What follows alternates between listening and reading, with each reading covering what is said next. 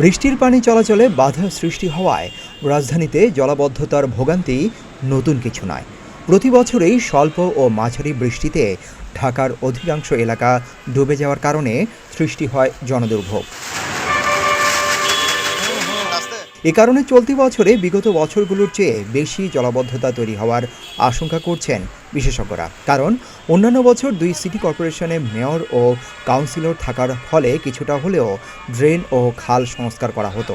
তবে গত 5 আগস্টের পর থেকে প্রতিনিধিরা না থাকায় এক্ষেত্রে কোনো ধরনের কার্যক্রম হয়নি।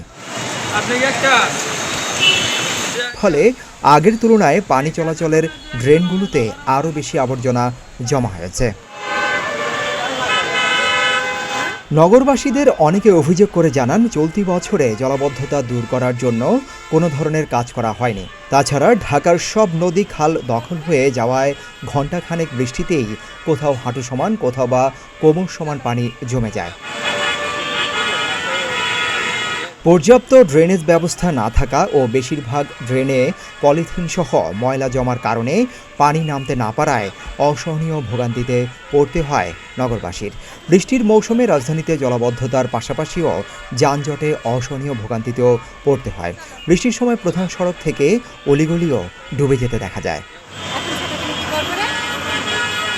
আরও দেখা যায় অপরিকল্পিত নগরায়ন ও কার্যকর পরিকল্পনার অভাবে অল্প বৃষ্টিতেই জলাবদ্ধতা ও বন্যারও দেখা মেলে।